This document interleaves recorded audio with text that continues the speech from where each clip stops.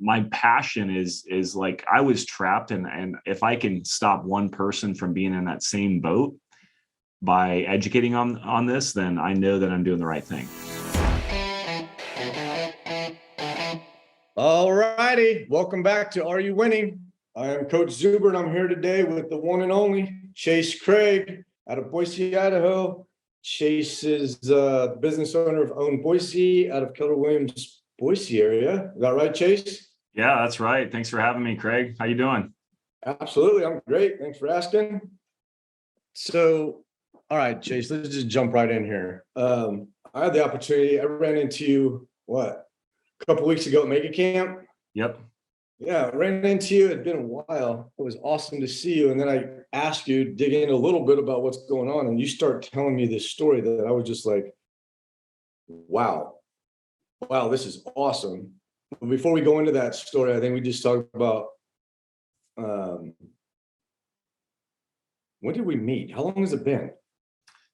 It must have been 2011. That's when I joined Keller Williams Boise, and you were here quite a few steps ahead of me. And I was happy to learn from you, actually. I can't believe it's been 11 years. Holy smokes. So 11 years have gone by. Let's start there. You and I bump into each other in the hallway, and then what? Yeah. I mean, funny story. I guess before we get into that, I guess just telling everyone a little bit about me. I've been in real estate for 17 years, started in 2005, actually started with a builder, was there about 5.5 years, and then started Own Boise at the Boise office and learned from great agents. And a lot of that was Zuber. I've told that story and I'll hopefully get to tell it here. But before I started real estate, I actually was pretty broke. I was working at Home Depot, making $12 an hour. I was married with 2 kids, and somehow they loaned me money to buy a house. I owned a house, but I a lot of people listening to this right now might be able to relate. Living paycheck to paycheck. I was actually living tax return to tax return. So my paychecks did not cover my bills, and I'd have to get the tax return and save that to cover my bills every single month. I was making it, but it was not easy. A lot of stress. I remember yelling at the low point in my life. I remember yelling at my wife for buying grapes. And I've told that story. Now I don't get as emotional about it, but I told that story so many times, and it was really like an out of body experience, because I was yelling at her for buying grapes, like $2 worth of grapes or something ridiculous. And really I was upset, but just that I couldn't provide for my family. So I'm at the Home Depot making $12 an hour. I've been there. You get a once a year raise. Every 12 months you get a raise.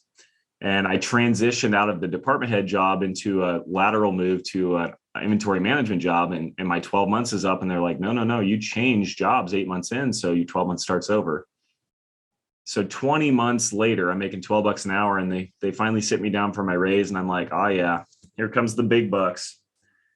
And it ended up being 28.5 cents an hour. And my boss looks me dead in the eyes, and she was really a nice lady. It wasn't her fault, I'm sure.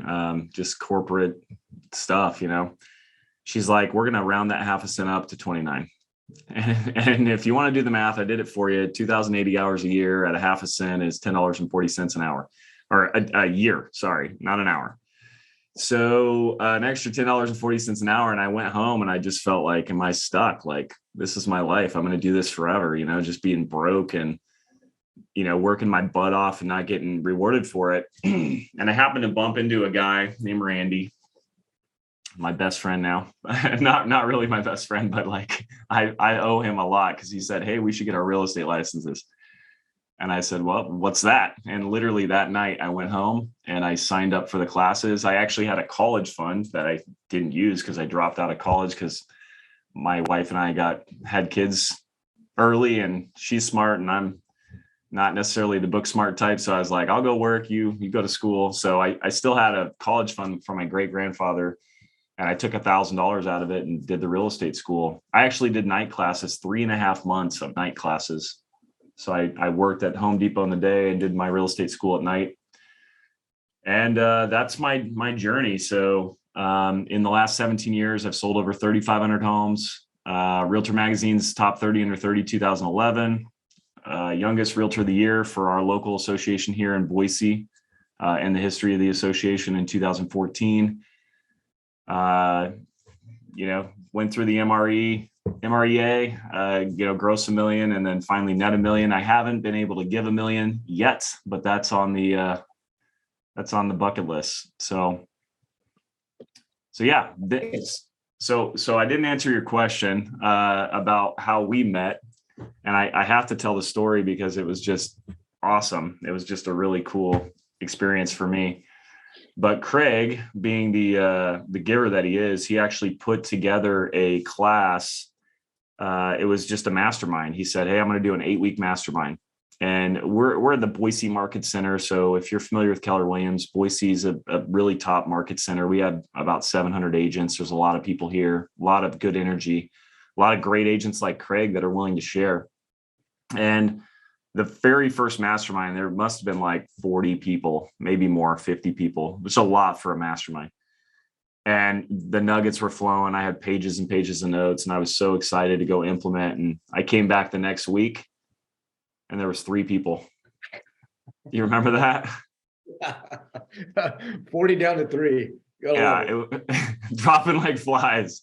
And I can promise you, it wasn't because the content was bad, but it just shows like, I don't know if you're an agent out there listening to this, like if you're willing to put in the work, you're way ahead of everyone. I mean, you're just way ahead of everyone because they don't.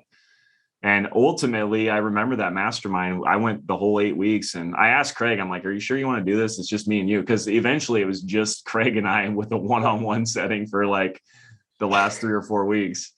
And he was gracious enough to keep doing it. And I learned a ton from you, man. I can I give one of the nuggets I teach this every day, like almost every day. Sure. So I don't know if you remember this. I'm sure you do. Maybe you still teach it a lot, but it stuck with me forever. We're always trading time and money. And that was a huge one for me because Craig was the first person to help me hire, like get over the hump of hiring. And it was that conversation of like, we're always trading time and money. And Craig's like, "Look, you're worried about spending whatever 30 or 40 grand a year on an assistant, but what are you going to do with all that time you get back? Are you going to go use it to make more money, or are you going to just dick around all day?" That sounds like Craig, right?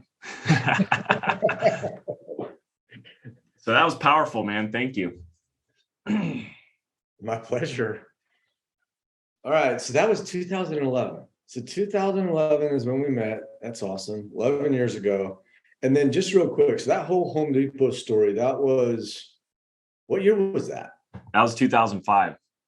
So when 2005, you're at Home Depot. What year was the transition into taking real estate license or getting your real estate license and moving? So I summer school in August of 2005. I got licensed November 1st of 2005. And I thought I was going to go, here's my plan. I'm such a genius. I was working 8 a.m. to noon doing inventory management. So I did ordering for half the store at Home Depot. Now I think it's automated, but back then it was like, I had to go make sure the shelves were full and not too full and all that stuff. I actually enjoyed it. It was quite nice. But I got off at noon and I was like, dude, I can sell real estate in the afternoon. And I'm like, people come into Home Depot all the time wanting to fix their house up to sell it. I'm like, I got a lead generation source. And I honestly thought I had it all figured out. And I actually was on a boat.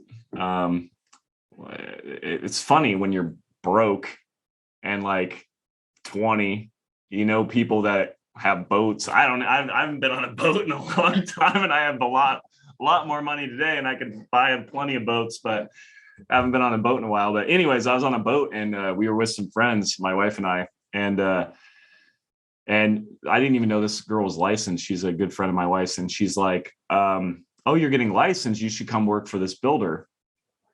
And it's a big builder in our area. And I was like, "Oh, that sounds like it's for rookie agents," which is so silly, right? Like how our minds work. I didn't even have my license hung anywhere yet. And I'm like, "Oh, that's for rookies." Like, what the hell am I? But she says, Well, I've been there 9 months and I've made $90,000. And mind you, I was $23,000 was the most money I'd ever made in my life. So that was a pretty big jump. I said, what's the name of that company again? And I ended up getting hired by them about, on November 28th. Actually, it was my last day at Home Depot. I worked Black Friday. That was my last day at Home Depot. This is kind of funny. And that was CBH, right? That was CBH Homes. Yep. I thought you came out of CBH and transitioned into, when I met you, it seemed like that's what it was. You transitioned out of new construction into, I'm about to go do this on my own. Yeah. So funny story with CBH. Here's my mindset. And again, it's just so funny because I'm, this is 17 years ago. So I was 22, I'm 39 now.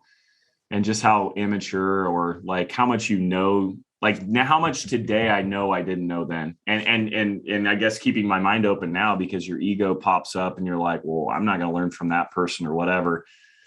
You just got to smack yourself, because I go back to 22 and here was my thought process. Okay. The average agent at CBH sold 20 homes a month. Now, just for clarity, like they weren't making 3%. I mean, the number was very, very minuscule compared to that. I think in my 5.5 years I worked there, I got 7% of 3% on average. So, but I made over $100,000 a year every year I worked there. So the volume is key, but here was my mindset. I said, okay, the average agent at CBH sells 20 homes a month. Okay. And the average realtor per year sells about 4 homes a year. And I was like, every month I work there, I'm getting 5 years of experience. I'm going to be there 6 months. I'm going to be a 30-year vet. And so I thought, I'm going to go 6 months, make some money, learn how to do it. And then I'm going to go on my own. And 5.5 years later, by the way, is when I finally left on my own. So 5 years later. Okay. So 5 years later, then you and I meet, and now we'll fill in the blanks. So when I met you, when I ran into you a couple of weeks ago at Mega Camp, then I'm intrigued. I'm like, okay, haven't seen you for a while, just going to check in. And what I'd heard from you is, holy smokes, I got to a place where we can call it success or accelerated growth, but you like walked into your CPA's office and he gave you some fascinating news, right? Like, what the heck? How much do I actually owe? And you got to be able to figure out a way to solve this. And if I got this right, like when you left, there was no solution other than you're about to write a big fat check, right? Like maybe $500,000, something like that. And that's where I'm like, okay, I'm listening. And what did you do from there? So I think before we go, like, I would love to hear a little bit about, okay, you walked through the door in 2011 to where you're at now, right? Some mistakes, some challenges and things like that. But I just think, holy smokes, I'm listening to that. And then I listened to what you did to overcome it. And I'm like, wow, man. The accelerated growth from Chase Craig is like, he's a superstar in my book. Well, I actually really appreciate that coming from you, Craig. I really do, because I know you work with a lot of superstars. So, but yeah, I mean, surrounding yourself with good people. Like if Craig's willing to sit in a room with you by himself for 8 weeks, like, yeah, you gotta be willing to take that. And, what opportunities you have there. So I guess the transition, I mean, you did help me make my first hire, and it was massive. So 2011, my first year in real estate outside of the builder, I left in basically April. So I had 9 months. That year I sold 25 homes. And you might be thinking like, well, you were already in the business 5.5 years, you had a database or whatever. And when I left the builder, I had nothing. Like, I really didn't. I mean, I just had the skills that I learned and the knowledge I gained, but I didn't have people to call. Like, I had to start from scratch. So, because at the builder, like, people were walking in the door, people are calling on signs, or they're in our database, but I didn't get to take any of that with me. In fact, it was even harder because I had to like make sure everyone knew I didn't work there anymore, because at the time I couldn't help anyone buy or sell real estate outside of that company. So it was a little bit harder than starting brand new, I think. I mean, I did gain a lot of knowledge and skills, of course, but it was a little bit harder than starting brand new. So 25 homes sold in 9 months, which was good. But man, I felt like I was working all day, every day and doing everything. And I was, and you helped me see that. So it must've been 2011 when you and I met, because I made my first hire in January 2012. And that year, with a part-time assistant, 20 hours a week, that's what we started at. Ended up selling 45 homes, 2012. And then I hired a showing assistant at the end of 2012 and going into 2013. So she started 2013. Me, a showing assistant, and a part-time admin sold 79 homes. So we went quick. Now, I mean, the showing agent gave me my life back, which was phenomenal. And once I got a taste of that, like that was where my wheels were spinning, is like, okay, I like this money, but I don't really need to make that much more. I mean, I'd rather have more time. And so that's where the game came in. And actually, here's my first just major stumble. 2014, I'd try and get my showing agent to become a buyer's agent. She doesn't want to, because I was paying, there was no real model back then. I mean, there was a bunch of models. No, there wasn't like a set, like this is what you do. And so, one of the models was pay 25% per deal. And that's what I did. And so this person worked 25 hours a week for me, and they made almost $50,000. And so, of course, they didn't want to be a full-time buyer's agent where they had to go, kill what they eat, right? Like, so she quit and I lost her. And so there was a mistake. So I hired a buyer's agent. I'm like, well, hey, if I'm going to hire one, why don't I hire three? Which I laugh at now, how stupid I was. So I hire 3 buyer's agents. I'm like, shit, I got to train them at the same time, right? Like, why don't I just train them all at once? This will be easy. Leverage, So 2013, 79 homes sold. 2014, with 3 buyer's agents, 65 homes sold. Okay. So what happened was I was selling less homes because I was trying to train the buyer's agents to sell homes. And oh, by the way, I was giving them half the money. So like I made less, like significantly less money. And that was a pretty big aha for me. So if you're out there and you're thinking about building a business, like, the buyer's agent should be one of the last things that you put into place. Like you really should have your time fully maximized, because it's just math, right? Like if I have to teach them how to do the business that I was doing, that's going to slow me down from doing business, and I'm going to give them half the money. You better have a pretty darn good reason to do it. So, yeah. So that's 2014. So basically, in a nutshell, I just want to make sure I have this right. You were making $23,000 a year in 2005. Yep.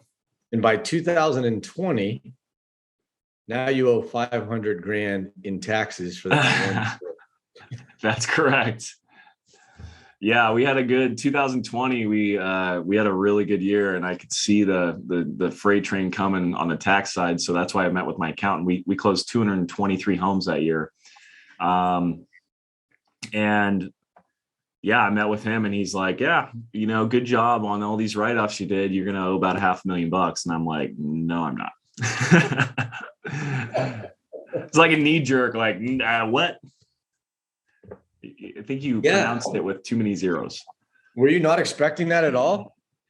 No, I guess I was hoping it'd be less, but no, I mean, I saw the numbers. I have a P&L. I watched it. I could see, but I just thought there'd be some ways, like Jeff Bezos is for me, man. How can I make lots of money and not pay any taxes? I know there's a way. That's what I thought. And there are, by the way, you just got to know the right people. So, yeah. So you walk through the door of the CPA's office, your accountant's office, they let you know that you owe $500,000. What did you do from there, man? So it's the craziest timing. I had a voicemail from a client of mine who runs a delivery service company for Amazon, DSP, a delivery service partner. And he's like, Chase, he leaves this voicemail. He's like, hey, I got an idea. I want to run by you. Call me back. So I call him, and I'm kind of butthurt for my accountant meeting, right? And he's telling me, hey, I can't rent vans. Like I'm trying to rent vans from Enterprise and he lists off all these companies. He's like, I can't get a van. And I said, tell me more about this whole van thing. And he's like, well, I want to buy 20 of them, and it'll be a good tax write-off. And he's like, I want to partner. And he's like, I thought of you, and are you interested? And so it was 20 vans is about $800,000. So we did some math, and we were able to basically get about a $400,000 deduction on our taxes. And so I felt like a genius. Like I did. I just was like, now I'm winning. My accountant didn't know this, but now, and I called my accountant and said, I can make this work. And he's like, yeah, this is awesome, man. Like go for it. And so I owned 20 Amazon vans at that time. And, the challenge is when you own 20 Amazon vans, you got to like rent them out. And, back then, COVID days, everyone was getting everything delivered. So it was no problem. But fast forward to today, we made so much money on the Amazon vans in 2021, we had to buy more so we could offset the income on that. So now we have 33 Amazon vans, and I have a employee who rents them out, who makes calls to businesses trying to rent them out.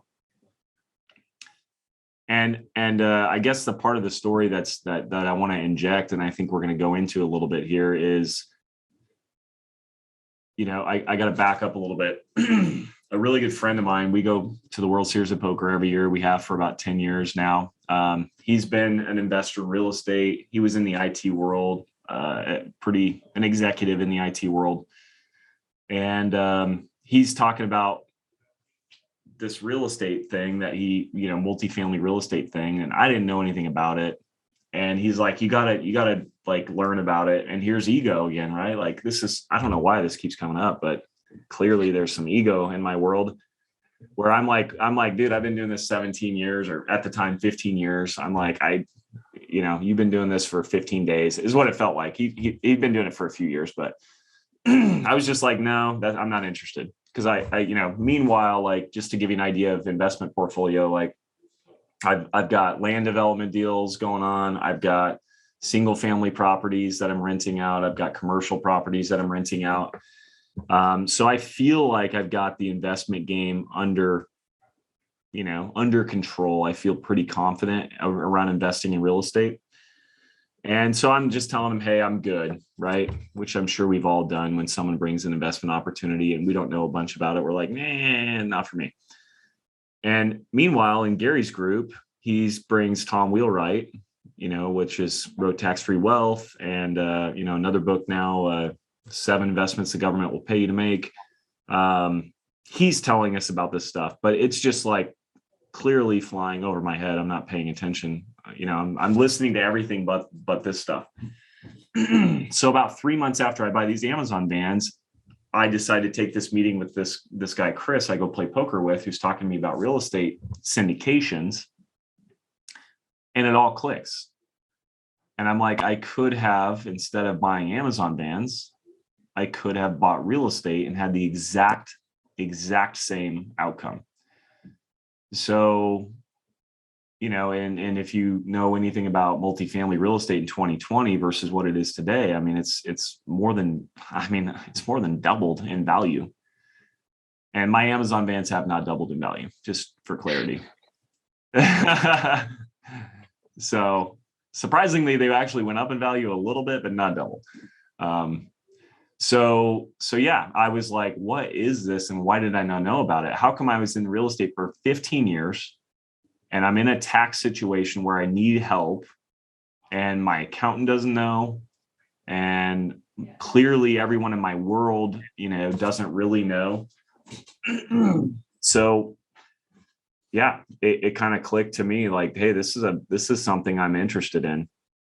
And you know, yeah, I don't know if you want to inject here or if you want me to talk about the transition into smart wealth equity, but Well, so okay, so let's look at some here. So you walk out of the attorney or the CPA's office, you realize I'm $500,000, but I'm about to have to write a check for $500,000. The time frame from that to you getting the Amazon vans, how long was that? 30 days. Also, Legit. so 30 days later, you make an investment into these vans, which at that point can then show a loss, which then offsets the fact of what you need to send off to for taxes. Is that Yeah, right? it saved me almost $250,000, something like that. It was a really good opportunity to invest in something rather than just give it to the government. Absolutely. Then you fast forward from there. This is all working, but this isn't really your jam. If you had a preference, you'd prefer to invest in real estate. If I'm listening to this correctly, you're like, hey, I got my egos involved. I'm really good. I've been doing this for 15 years. I know how to make money. I'm not listening to any ways on how to like keep it or prevent me from sending it off somewhere that it doesn't need to be. Now this clicks, you get frustrated and say, what the heck? I'm kind of internally pissed. How come I don't know about this already? Is that kind of accurate? That's 100% accurate. Yep. Like I've been doing this for 15 years now, thinking I'm king of the hill, and I don't know anything about this. What the heck? Even though you already had land development, you had single family, and you had commercial. You already had investments. But you weren't being very purposeful, I guess. It wasn't being very purposeful, intentional, or just didn't realize, holy smokes, there's massive opportunity right underneath my nose, like acres of diamonds that I didn't know anything about. Yeah, that's accurate. Very accurate. So from that point, are we still in 2021 now? We're in 2021. Yeah. Yeah. Okay, so 2021, you don't know anything about syndication. Today is 2022, September 9th, 2022, right? The period of time from you reach out to get educated to today, how long was that? Just realistically, we started the serious conversations in September of 2021, and about a year. 1 year. Okay, so let's do this again. So it's been 1 year since you decided get an education on true real estate investment or syndication and what it actually means and what it could actually do. Yep. Okay. Now let's fast forward real quick. So now we're here. It's been a year. What does it look like now? Just curious.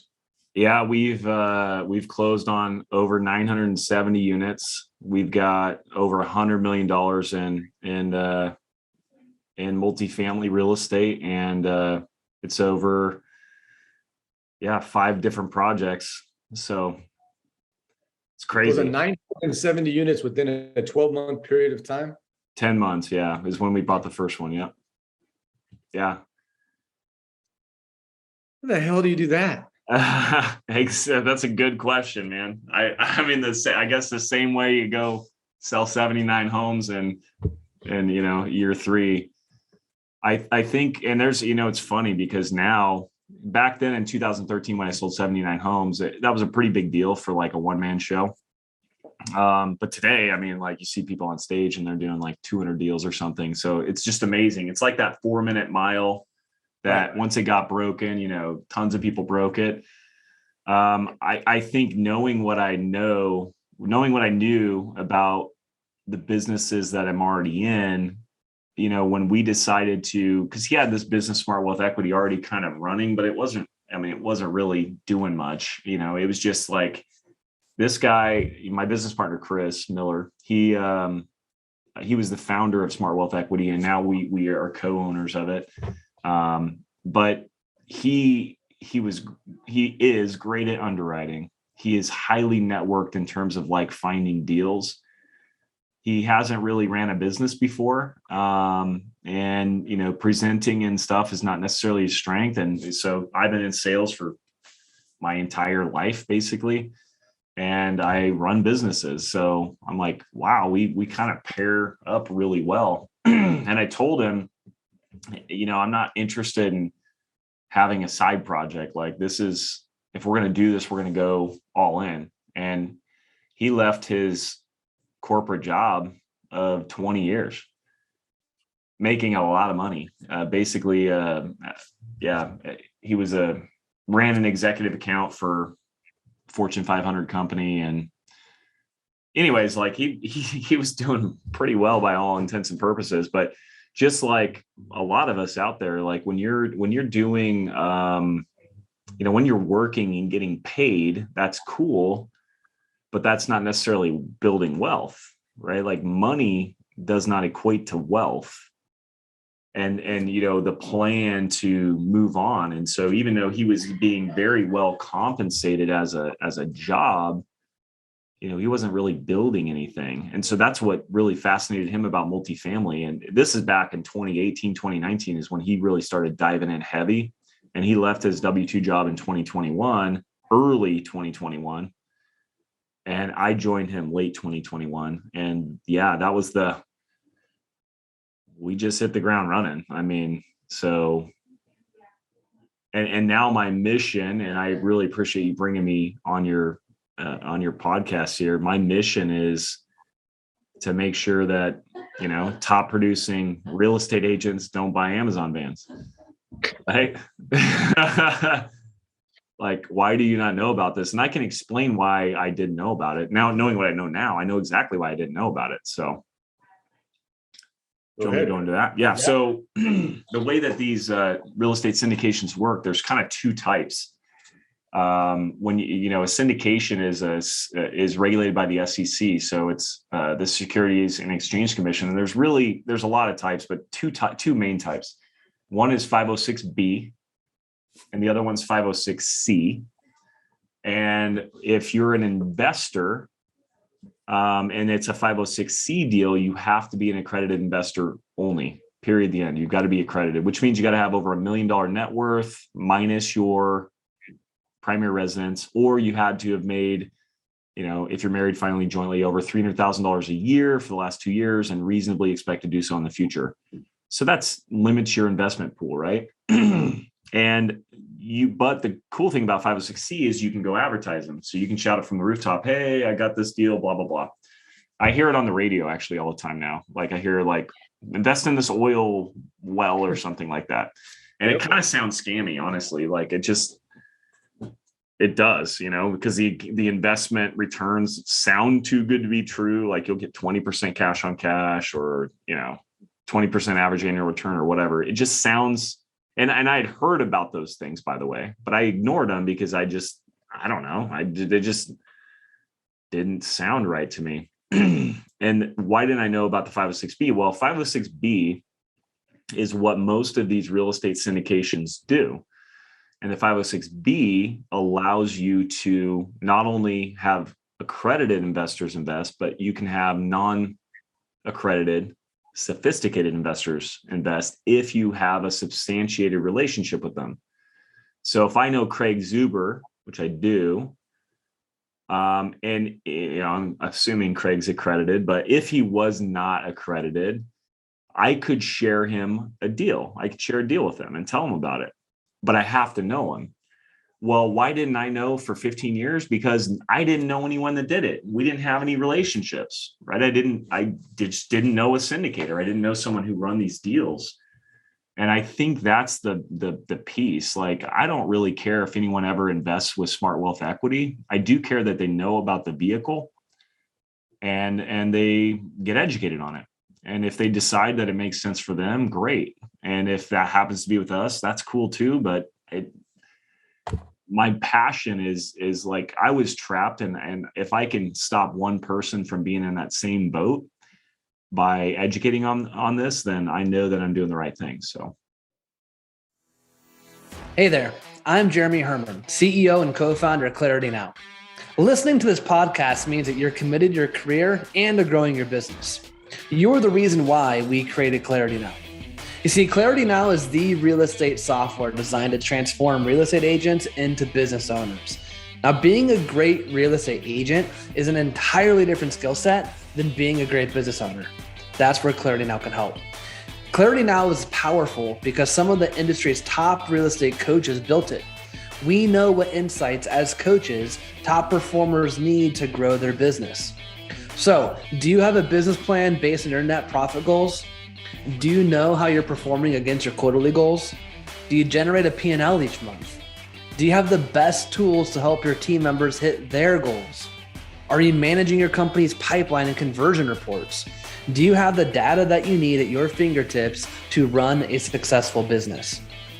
Clarity Now can solve all these problems. Visit us at www.claritynowre.com and schedule a personalized tour to learn more.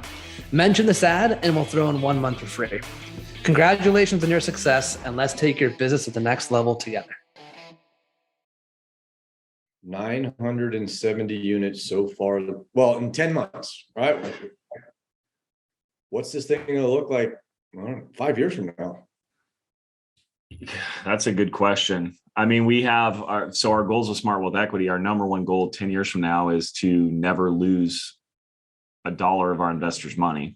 So that's kind of guiding all the decisions we make.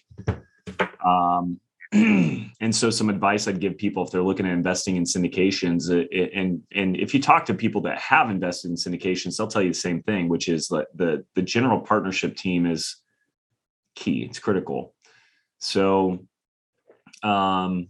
and I guess I should just explain that real quick, just so you know what a syndication is. There's basically, it's a combining of resources. So someone goes and finds a great opportunity, puts together a business plan, and then presents it to a group of investors. They can pool their money together, and then, they can operate the business plan. Now, if you're just investing, you're what's called a limited partner.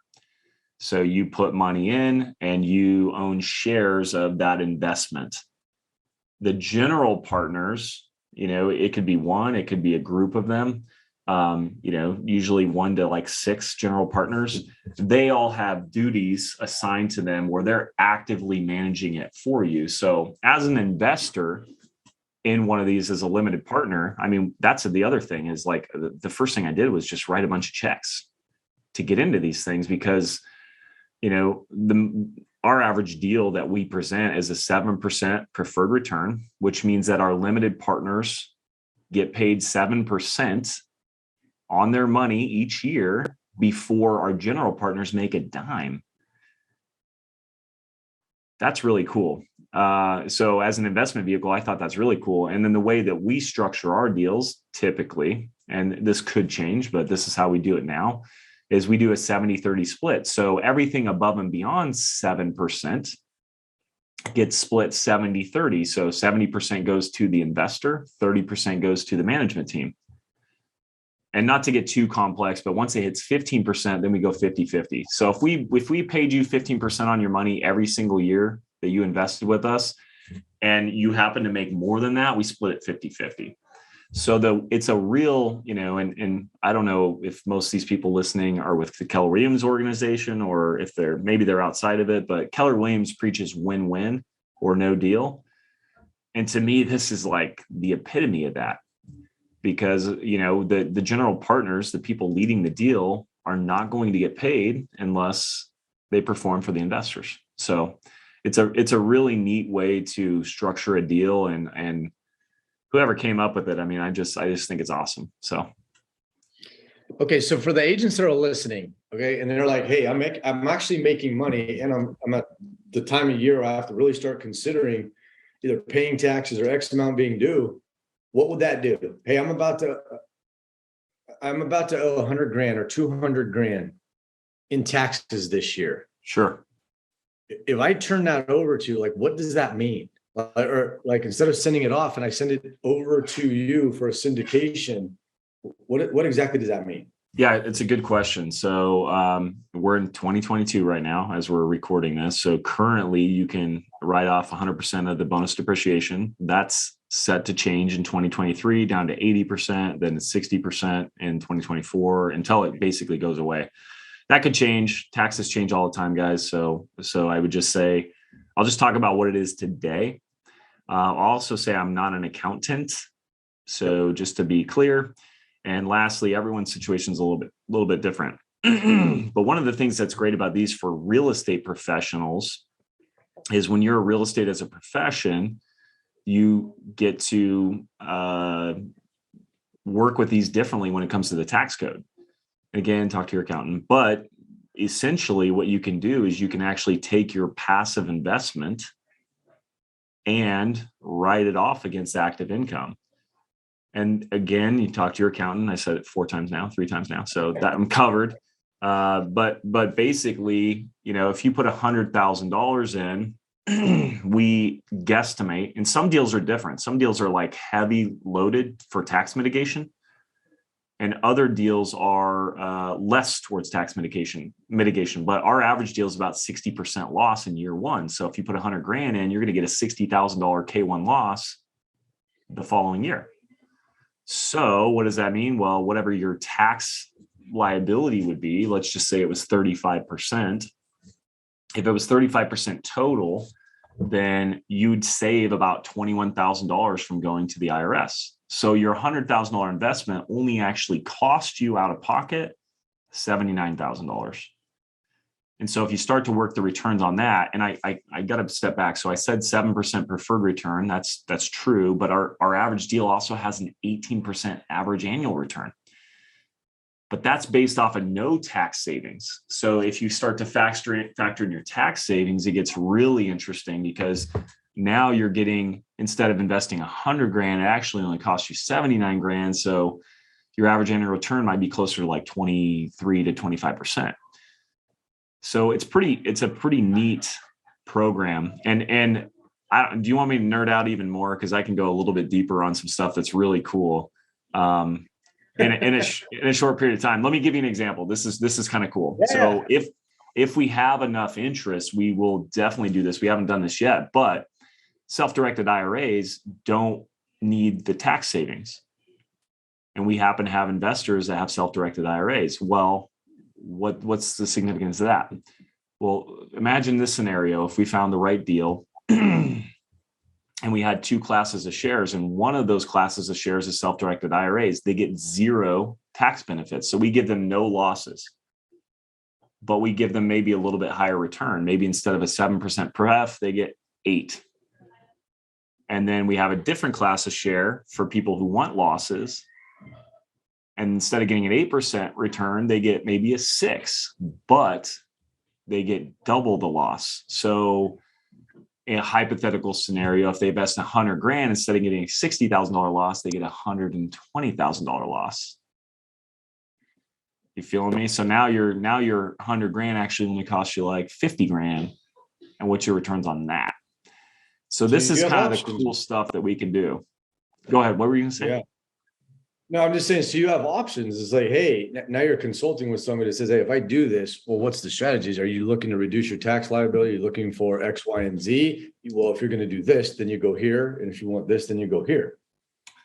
That's exactly right. And I mean, just to be frank, right? Like we not every deal is going to be structured differently.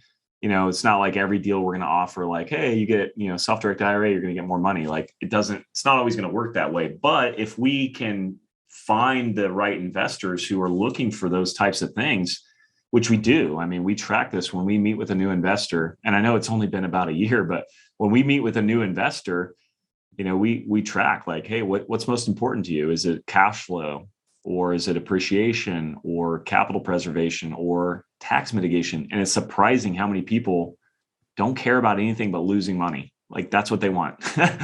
from a paper standpoint, let me be clear. Like they want the tax mitigation. They've got a big tax bill and they want to get rid of it. And furthermore, like we have some clients that have big businesses that are unrelated to real estate. They make a lot of money, and their spouse happens to be a realtor, and they're the worst realtor on the planet because they lose like $10 million a year. So there's some cool stuff you can do, because if you're married and filing jointly, you can take those losses against your whole entire, I guess, tax liability. So it's a really, really interesting vehicle. And, I've learned a ton. I've been drinking from a fire hose. Luckily, my business partner knows way more than I do. So if I sound like I know something, he knows a lot more, I promise. But yeah, it's been a cool journey, man. And I feel like we're just getting started in this world. So what do you think? So look, you have a killer journey. Again, you go from I'm making $23,000 a year to I owe $500,000 a year in taxes to now I have a fleet of Amazon vans that are just crushing it and making a whole bunch of money, but I don't really enjoy that. So instead, I'm going to flip it over here. And within 10 months, to 970 units.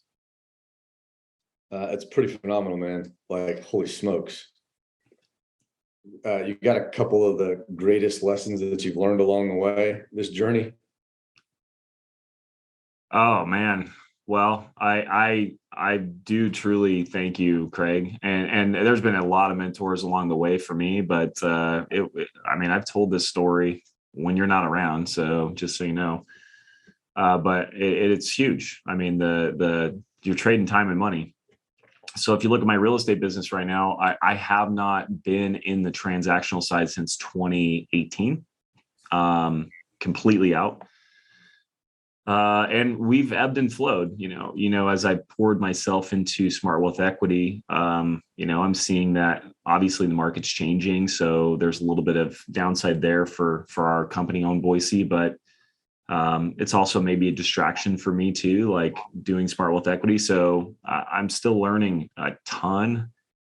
I'll give a shout out to Adam Hergenrother. His book, The Founder and the Force Multiplier, was phenomenal, because my executive assistant, who was mainly just involved in my real estate company, Own Boise, now she's involved in all the companies. So our land development company, the Amazon vans, Smart Wealth Equity, she's involved in everything that I do. Because I guess that's another little, I don't want to say a failure, but it's another opportunity for me. It was like, hey, you're pouring all your time and energy into this thing, but you also got to keep the other things going. And so that's where you get extremely purposeful with time. And so if you're listening to this and you do have someone in your world that is assisting you, I mean, we've made massive changes to our relationship. My executive assistant and I give her so much kudos, and I'm always looking for ways to give her more in terms of financial and leadership opportunities, because I can see that there's no way that Chase can do this by himself. I wouldn't be, most of this stuff wouldn't have been able to happen without the people in my world, whether they're mentors like you, Craig, or coaches I've had in my world, support, team members, all that stuff. Like that's what's really important. And it's so funny. I mean, you 17 years, and it probably sounds like I've accomplished a lot, and I feel like I'm not even close to where I want to be, right? Which is, I'm sure, everyone. But like, just recognizing that only three things matter in the trajectory of your life: the books you read, or information you put in your head, right? It doesn't have to be books; it could be podcasts like this, the people you meet, the relationships you cultivate, and a third one, which you probably don't hear that often, which is the questions you ask. And that's the thing, do I ask myself questions enough? I lead a lot of people and I ask them great questions all the time, and I'm like, God, that's a good question. But do I slow down and ask myself those same questions? And so there's some nuggets right there. Amen to that. So, we're in a world of everybody wants to get there faster and do it better and instant gratification. So let's just play that game just for a minute. So somebody comes up to you and says, all right, Chase, you've done this. You've accomplished a ton. holy smokes, you've taken you 17 years to do it. Is there specific marching orders that you would give to somebody if they said, I want to do exactly what you've done in half the time? Oh, wow. God. I'm channeling Gary Keller, fail faster. You better be willing to fail a lot faster than I was. So you want me to keep going? I mean, that's it, man. Like, if you're not willing to. But here's the deal. In order to fail faster, that actually means that you have to take action. You just can't sit around and do nothing. You actually have to keep executing and realizing that you're learning and growing and reflecting and things like that. Because I don't know if exactly right. It doesn't have to be a fail unless you, like, I don't know, make an excuse probably. Otherwise, you're just learning. Yeah, exactly. Be willing to fail faster. And what I mean by that is, like, I mean, I should have hired an admin way sooner. Should have hired an agent way sooner. I should have, oh my God, I should have invested way more, way faster, way sooner. Right. I look at I remember when I first did my financial statement, my personal financial statement, I realized, like, I'm a millionaire. Like, what the hell? Like, I was like, oh my God, I didn't really know, when you really boil down your net worth. But man, I think about all the mistakes I made and how much bigger that number would have been if I would have been able and willing to do a few other things. So if you want to do it in half the time, fail faster. And I would say, here's another one. I learned this from my business partner, Chris. There is always a faster way. And so, like, I think about your executive coaching program. That's a fast track to success. These guys are coaching the top agents across the world. They're listening to best practices and best opportunities. Like,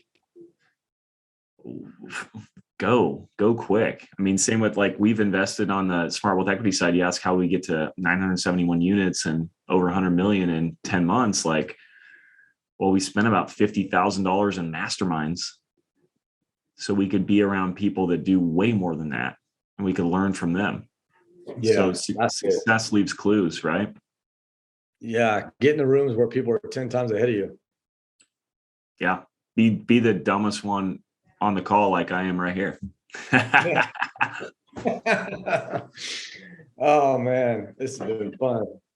All right, Chase. So let's do some rapid fire. We'll transition into, like, the Clarity 5. I'm not sure if you're prepared for this or not, but we're going to find out. Okay.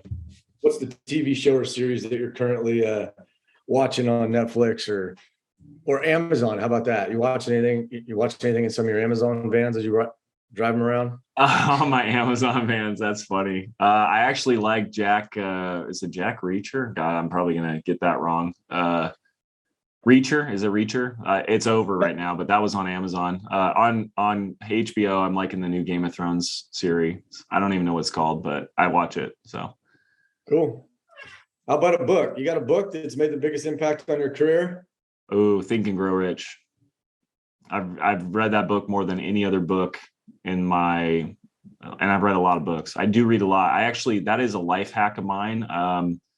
And I stole it from Ben Kinney a little bit, the Audible. So I used to read and I would be very bad at it. But he's like, hey, put it on Audible with the book in front of you and put it on 3X. Well, I've done that for so long now, I don't even need the book. So my life hack and my superpower is I actually don't really give a shit about music. So I listen to books. And everyone makes fun of me. I'll listen to music, but never by myself. Like, I'm going to listen to a book. Like, it's a waste of time. Yeah. So is there a specific person or mentor, CEO that you study the most? Gosh, no, there should be, though. I mean, obviously Gary Keller, I've read all of his books. I read an autobiography on Warren Buffett. There's a lot of those. I read Snowball. That was interesting. I like watching documentaries on really successful people. Yeah. So if you could go back to either you being 20 years old, or we could fast forward to your kids being 20 years old. What advice do you give yourself or to them? Bet on yourself. That's the number one piece of advice I'd get. You know, as many doubts as I've had, I mean, I still have doubts today, which is crazy, but I still have doubts today. This is different doubts than what it was 20 years ago, but it's the same crap. Like, well, what if this, what if that? It's like, why? You know what? Like, you're going to take you with you everywhere you go. And every time you bet on yourself, you win. Every time you bet on the stock market, you get your ass kicked. Like, bet on yourself, man. Well, they're not betting on the stock market. They're putting money into something they actually have nothing idea or no idea about and hoping it works. That's called gambling, not investing. Right? Yep. So if you could pick any other profession, Chase, outside of real estate, what would it be? Oh, man, I would be probably an NFL head coach. That would be my my jam. Yeah. For who? Let me guess. The Broncos? The Denver Broncos, baby. I love it. Maybe an owner too. I don't know. I like I love helping people. So I don't know if there's going to be 20 people listening to this or 20,000, but if it helps someone, that excites me. So I really do enjoy it. Yeah, man, you have one hell of a story, Chase. Again, you know, go back 17 years and you're sitting there in Home Depot, and what was it? You get put in the office and they're going to give you $10 a year, a $10 a year raise. $10 a year.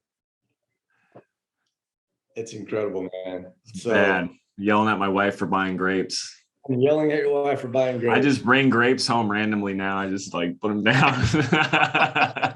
Tribute. All right, Chase, I want to thank you again for being a special guest and our sponsor to Clarity Now. Make sure you subscribe to our podcast to get in the trenches with top business owners who are winning and willing to share their successes and lessons. It's been awesome, man. Hey, thank you, Craig. I really do appreciate you, man.